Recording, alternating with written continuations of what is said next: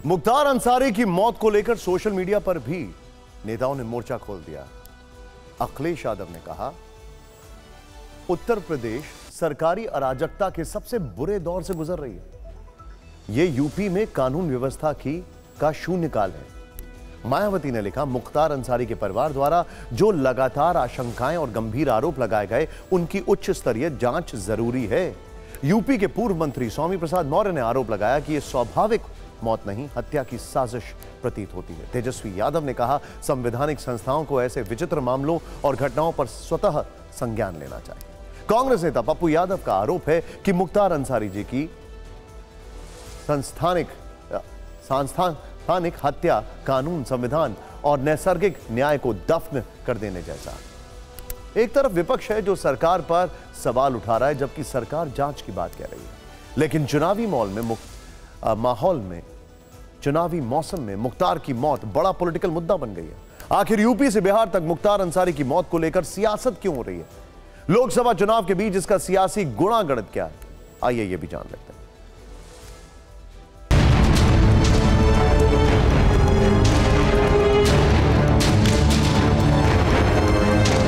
मुख्तार अंसारी बाहुबली होने के साथ मुस्लिम समुदाय से आते थे।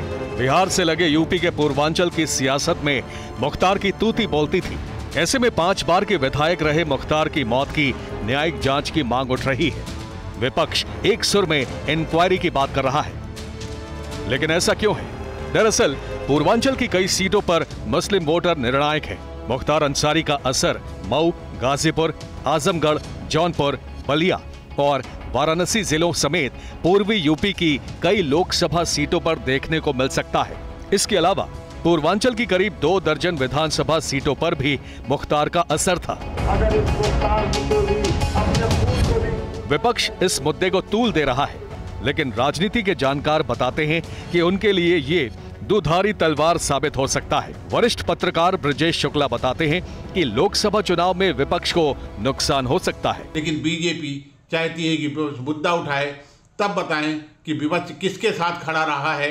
विपक्ष अतीक के साथ खड़ा होता है, विपक्ष विजय मिश्रा के साथ खड़ा होता है, विपक्ष विकास दुबे के साथ खड़ा होता है, विपक्ष मुख्तार के साथ खड़ा होता है। पूर्वांचल की राजनीति में पिछले 25 साल से मुख्तार अंसारी अहम भूमिका अदा करते आ रहे थे। इसका एक उदाहरण 2009 में देखने को मिला। तब वो बीएसपी के टिकट पर वाराणसी से लोकसभा चुनाव लड़ रहे थे।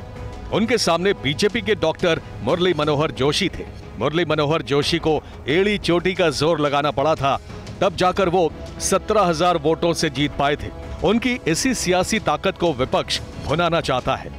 मुख्यमंत्री योगी आदित्यनाथ वो लगातार इस मुद्दे पर जोर देंगे कि उनके प्रदेश में अपराधी नहीं बच पाएंगे। तो ये बड़ी रोचक लड़ाई होने जा रही है। मुख्तार के जो मृत्यु हुई है उसने इतना माहौल गर्म कर दिया है कि देखिए कौन से मुद्दे पीछे जाते हैं, कौन से आगे रहते हैं। मुख्तार का अतीत अपराध से जुड़ा है। उनकी मौत की जांच को लेकर कांग्रेस भी मुखर है। जिस तरह से उनकी मृत्यु हुई है वो तो उसमें संदेह के घेरे में है, उसकी जांच होनी चाहिए। कांग्रेस मुख्तार की मौत की जांच चाहती है, लेकिन सवाल ये है कि यूपी कांग्रेस के अध्यक्ष अजय राय के भाई की हत्या में उनका हाथ था। उसे लेकर वो क्या कहेगी? अजय राय, उनके भाई अवधेश राय की हत्या हुई, उसमें भी वो सजा पाए हैं। कृष्णानंद राय की हत्या की गई, इसलिए की गई क्योंकि वो जो हैं वो उनके भाई के खिलाफ लड़के चुनाव जीते थे। और इस तरह करीब 65 मामले हैं। तो आप इस तरह के मुद्दों को बना करके क्या विपक्ष इसमें सफल हो जाएगा? पूर्वांचल की राजनीति में मुख्तार अंसारी का उतना ही असर था जितना बिहार की राजनीति में शहाबुद्दीन का हुआ करता था। हालांकि 2005 में बिहार और 2017 में यूपी में सत्ता के बदलते ही दोनों के बुरे दिन शुरू हो गए। माना जा रहा है कि मुख्तार अंसारी की मौत से बीजेपी को पूर्वांचल में सियासी फायदा हो सकता है, क्योंकि इस इलाके के ज्यादातर लोग मुख्तार अंसारी की दबंगई से खुश नहीं थे।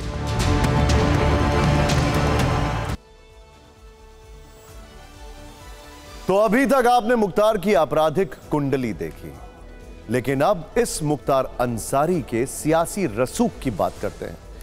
मुख्तार अंसारी वो बाहुबली था जिसकी तूती मऊ, गाजीपुर से लेकर लखनऊ तक बोलती थी। जिसने भी मुख्तार से दुश्मनी मोल ली उसका नामो निशान मिट गया। सियासत में पैठ ऐसी कि प्रशासन से जुड़े अफसरों ने जब भी हाथ डालना चाहा तो उन्हें अपनी नौकरी तक से हाथ धोना पड़ा।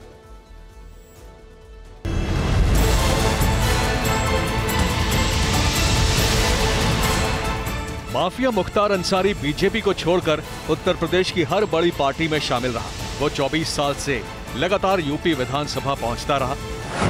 साल 1996 में बीएसपी के टिकट पर जीतकर पहली बार विधायक बना। इसके बाद 2002, 2007, 2012 और फिर 2017 में भी मऊ से जीत हासिल की। इनमें से आखिरी 3 चुनाव उसने देश की अलग अलग जेलों में बंद रहते हुए लड़े और जीते।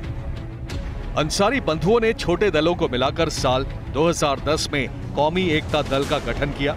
इसी पार्टी के नाम उन्होंने 2012 का विधानसभा और 2014 का लोकसभा चुनाव लड़ा और दूसरों को लड़ाया, लेकिन सफल नहीं हुए। लेकिन इतना तय है कि चाहे मुख्तार निर्दलीय लड़े या किसी दल से, जीत उन्हीं की होती थी। सियासी अदावत ने जुर्म की दुनिया में मुख्तार अंसारी को और क्रूर बना दिया। 2002 ने मुख्तार की जिंदगी को हमेशा के लिए बदल दिया। इसी साल बीजेपी के विधायक कृष्णानंद राय ने अंसारी परिवार से 1985 से उनके पास रही गाजीपुर की मोहम्मदाबाद विधानसभा सीट छीन ली थी।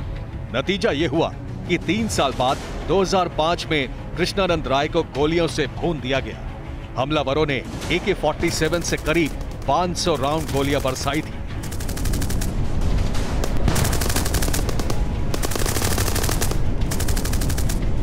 मुख्तार अंसारी आतंक के पर्याय थे। उनके एक गैंग चार्ट था उनका, उन्हीं के नाम से, और जबरन धन वसूलने से लेकर के तमाम हत्याओं और लंबी श्रृंखला है उनके आपराधिक इतिहास की। मुख्तार के नाम एक ऐसा केस भी दर्ज है जिसने सरकार तक हिला डाली थी। ये बात 2004 की है। तब मुख्तार पर LMG का सौदा करने के आरोप में पोटा लगा था।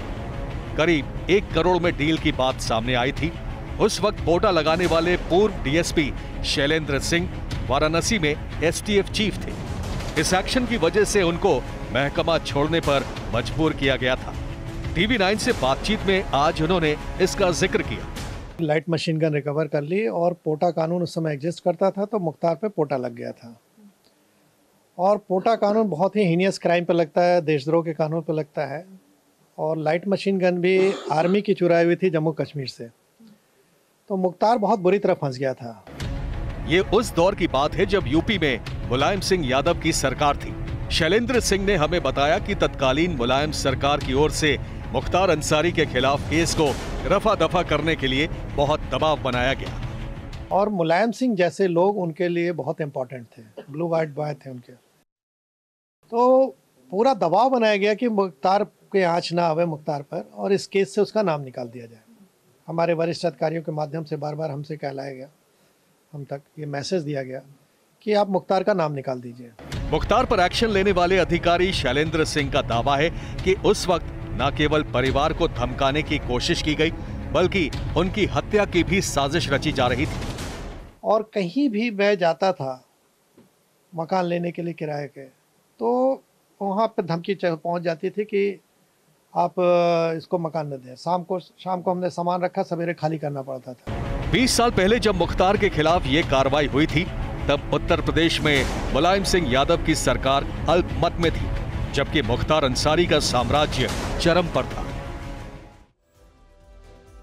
मुख्तार की मौत पर विपक्ष जो सवाल उठा रहा है, उसकी वजह पिछले 6 साल में यूपी में लगातार होता बाहुबलियों का खात्मा है। कभी पुलिस एनकाउंटर में नामी अपराधी मारे जाते हैं, कभी पुलिस कस्टडी में हत्या हो जाती है, तो कभी जेल के अंदर सनसनीखेज मर्डर हो जाता है। ताजा मामला 28 मार्च को मुख्तार अंसारी की मौत से जुड़ा है, जिस पर उसके परिवार और विपक्ष सवाल उठा रहे हैं। 15 अप्रैल 2023 को प्रयागराज में अतीक अहमद, अशरफ अहमद की पुलिस कस्टडी में रहते हुए गोली मारकर हत्या कर दी गई। 7 जून 2023 मुख्तार के शूटर जीवा की लखनऊ के कोर्टरूम में हत्या कर दी गई। 3 जुलाई 2020 कुख्यात विकास दुबे का एनकाउंटर हुआ। वर्ष 2018 बागपत जेल में मुख्तार के करीबी मुन्ना बजरंगी की हत्या हुई। हालांकि याद कीजिए, इन्हीं चेहरों की वजह से कभी यूपी में खौफ हुआ करता था।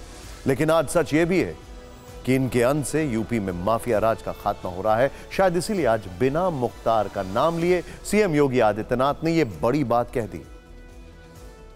लोग वही थे, देश वही है, प्रदेश वही है, केवल सरकार बदली और कार्यशैली बदली। आज आप देख रहे होंगे, आज यूपी में कर्फ्यू भी नहीं है, दंगा भी नहीं है। आज यूपी में बेटी और व्यापारी दोनों सुरक्षित है। पर्व और त्योहार शांतिपूर्ण तरीके से मनाए जा रहे हैं। कहीं कोई अराजकता नहीं है।